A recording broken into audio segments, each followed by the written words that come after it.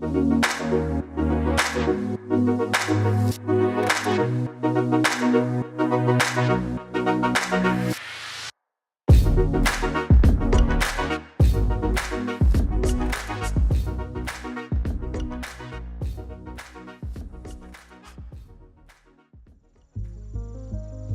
now I'm going to show you some booming techniques. Just give you a quick kind of overview and brief rundown of some things to be thinking on when you're on location for your short film project, whatever it is, okay? So I have my boom pole here. I would suggest going with an internally cabled boom pole, a very simple, maybe cheap one. It's just going to be a fixed straight boom pole, and you're going to actually have to wire your cable around and kind of reorganize it depending upon which sections you're collapsing. But just having an internally coiled boom pole like this K-Tech boom pole I have here, you can just very easily plug into the base of it, and then you have the other cable coming out of the top end, patched into my shotgun microphone here, using my, again, shock mount suspension mount as well. So that's what I would advise. This is the specific pole that we used for Project Volare. The reason why I use this is just because we were trying to be extremely lightweight, very portable, and just take, you know, minimal amount of gear. And this is their Traveler pole, which is great. So it collapses down to about yay high or so. So it's great. I've taken this all over the world, collapses down really small, but actually gets to be about 8 feet or so, like a really nice, usable, kind of standard lightweight pole. You can get obviously ones that are a lot longer that are great for certain things, but this pole itself is just great for lots of just run and gun shoots and stuff. So I've been very happy with it. Again, we're going with the shotgun, a super cardioid pickup pattern. So it's a lot more directional. We have it's kind of like a floodlight and a spotlight. This is more like a spotlight. So very directional. And again, you always want to make sure to use it for your advantage on location. So we have a few noise issues here. So we have some bugs, as you hear, right there into the woods. We did have some AC noise going up there earlier because we're by like a housing complex, you know, just like those fan units or whatnot. So that's to our left, that'll cut on and off. So instead of, let's say, if I'm trying to acquire dialogue from Zach here, instead of, you know, maybe getting the dialogue and having my microphone position where it's angled slightly more towards the bugs, maybe I can influence production or simply just pitch my microphone away to reject some of that noise, okay? So less noise pickup from the rear, less noise pickup from the sides of the microphone, okay? So use that to your advantage. So instead of doing that, maybe just adjust your positioning, adjust where the shot is going to be, or just simply have the mic position like this instead of pointing more directly towards that extraneous noise source, okay? So another thing with the pickup pattern we have to be aware of, let's move just a little bit farther away from the bugs, is you want to make sure you're in that sweet zone of pickup. So as soon as you get a microphone set up, you want to get comfortable with where that sweet spot is of the microphone, okay? So you get comfortable with how much leniency you have between the talent moving around and still being in the area where it's going to pick up very full-bodied, rich sound. If he's talking, I have it positioned properly right now, which typically you want to kind of just almost aim for this area just like a fist worth out from the mouth. So instead of pointing directly like this, which most people do, they're too close to the head, which you can talk, right? Go ahead and talk for me. Testing, 1, 2, 3. That might be fine, but you're cutting it a little bit too close, and if he moves his head just slightly forward, talk. Testing, 1, 2, 3. Testing, 1, 2, Very 3. quickly, he's off axis, and it's gonna be dulled and muddied like that. So again, aim typically as just a rule of thumb, kind of aim for like where my thumb is right now, a little bit out from his mouth, okay, where that sound's gonna be. It's also gonna give you a little bit of lead room if you don't know where the talent is moving precisely. So biggest thing, know your kind of pickup pattern, get comfortable with where that is, how much flex you have till they start getting off axis and that sound starts getting colored. So again, when I was saying like some lead room, let's say our talent is walking, okay? I don't want to be too close to their head where they can quickly go off axis and the sound is not going to be consistent. So I want to lead them properly, okay? So go ahead and just walk for me. Testing, 1, 2, 3. So I'm just leading a little bit in front. Testing, 1, 2, 3. You also notice that I have my microphone pitched out just a little bit. So I mean, that's why any good shock mount is going to have this angle adjustment. Okay, so I'm constantly adjusting this per the scene, what I'm trying to do, if I'm trying to reject sound a certain way. So, you know, be aware of this and make sure to use it. Don't always just leave it in one fixed position. So again, when I was leading him, I pitched it out just a little bit more so I can just hit that sweet spot as I'm walking back, leading the talent. Okay, so tighten just like that. Let's talk about real quick just how to hold the pole. A lot of people just like when they're first starting out are gonna hold it in this typical incorrect flagpole position, okay? So you're not gonna get good results from this, okay? Number one, it might be comfortable, sure, but you're often gonna get probably a little bit of pole in your shot. So you wanna be up and out of the frame, okay? So you're gonna either be in this upward position, okay? Or you'll be, depending if you're dealing with someone sitting down, you can be in this comfortable low position here, okay? So you're always gonna use your left hand. Obviously I'm right-handed in this situation, so you're always, at least for someone that's right-handed, gonna be using your left hand as that anchor point and that pivot, all right?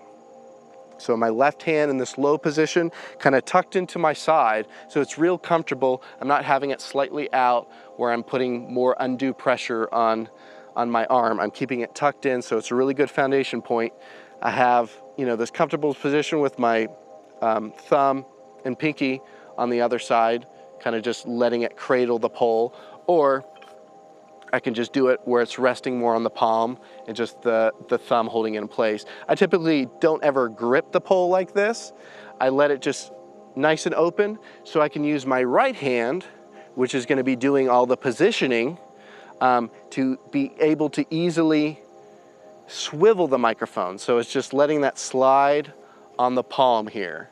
If there's too much, maybe your hand's sticky, it's very easy. Just go get a nice cloth little glove, and that'll allow it to be even more slippery. So I might probably stay away from the knuckles here and just be it on the pole right now. So I can shift around, okay? So up position, gonna lock more or less, or close to lock, my left arm. And again, using this as a pivot, my right hand here, I can go up, I can go down, left, right, I can shift the angle of the microphone. And keeping it closer to you, if you have it like your hand out like this, it's gonna get a lot more quickly tired and fatigued, as opposed to just straight up, okay? And your stamina will increase the more that you do it. When I was talking about just angling the microphone, okay, so shifting that, what's the practical application for that? All right, well, you're gonna find yourself in many situations, obviously, with multiple talent that are talking in a given scene, all right? So let's say we have Zach here, and let's say we have another individual just standing right about here, okay? So he says a line, he says a line, vice versa, all right? So maybe the standard way someone might be thinking to do it is just getting in the proximity of the head, right? And then shifting over like this, okay? So like a big movement. All right, well, you don't need to do that. Again, use the pickup pattern to your advantage, all right? So I'm gonna be in this lower position here just so it's comfy. And I'm gonna direct the microphone right there to get speech, great, okay? So he'll be saying a line or whatever, he says a line. Testing, 1, 2, 3. Okay, and then I need to snap and get the other person. So I can very easily not move the pole as much, but also at the same time, positioning that angle to snap and get the other person. Because again, with a good shotgun mic, you do have some reach. So you don't have to be 2 inches away from them. Obviously you wanna get as close as you can to minimize for certain issues on set.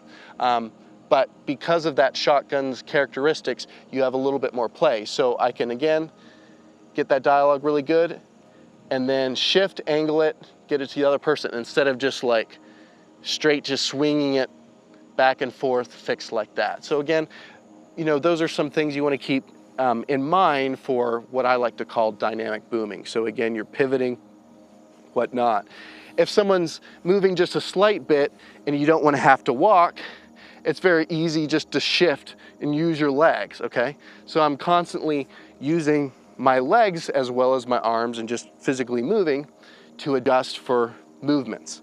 So you're gonna wanna kind of get very fluid just with your legs and stuff, and even with walking, okay? Instead of just like walking like haphazardly, you're gonna wanna be aware of the sound that you're making, obviously. You might need to be in socks if you're inside, let's say, but also being very intentional with your movements, okay?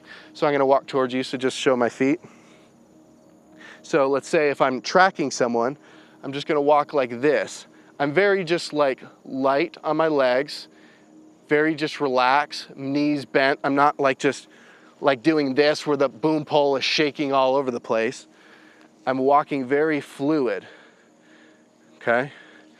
Almost like I'm a ninja, so to speak. So you kind of want to get in that mindset. So just moving, and I'm just keeping the boom pole very precise with the talent, okay? And also just flexed so I can respond to any quick movements the talent might have. Anticipating, that's a really big word there. You want to anticipate what the talent are doing.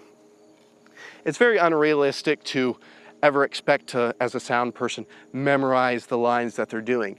But what you'll find just doing, you know, maybe one rehearsal take, or even just going for it and taking a stab at it, you'll very quickly, or at least you want to, pick up on key words, okay? So Zach might say, I want to go to the house to eat dinner tonight, okay? And then the other person says something. Well, you're not going to remember the whole line he says, but you might want to remember the last word or the last, you know, couple of words before the end of a sentence. So anticipating that specific word, as soon as you hear it, it triggers you to make you aware, all right, I'm about to do a dynamic boom move, okay?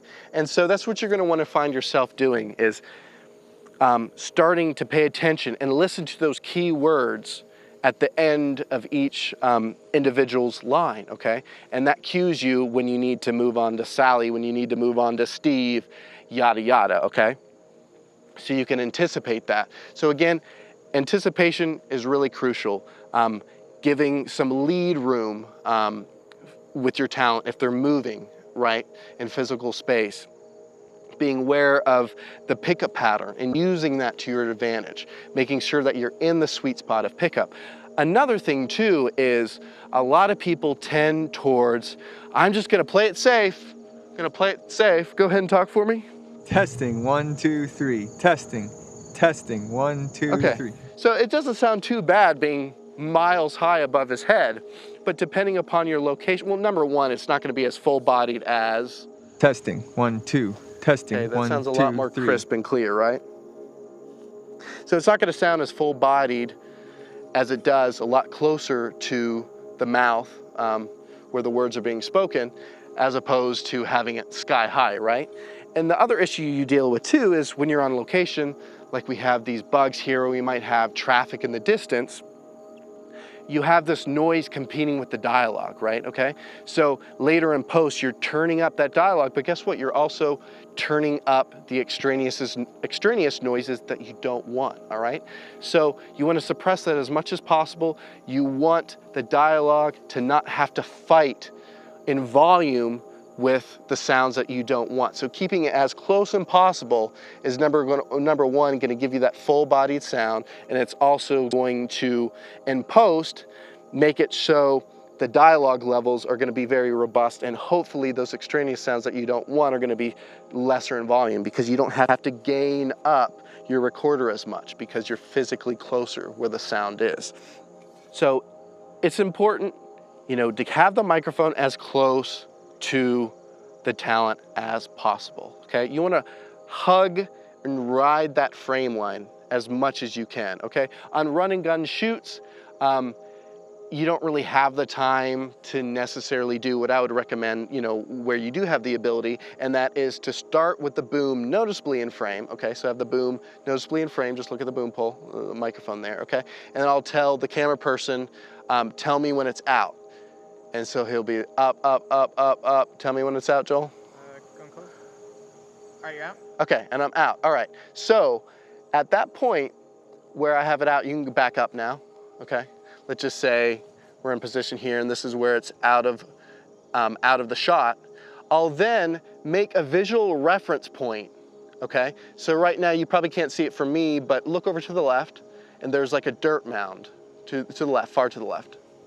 Okay, so there's a dirt mound. So that lines up like the bottom of my microphone, that windscreen, touches the top of that mound. So I use that as a visual reference to ensure where that frame line is. Okay, so if we do a certain take, I'm gonna hug that as much as possible. So that gives me a reference instead of like not having any idea where it is and it floats in and we get constant like boom in the shot, right?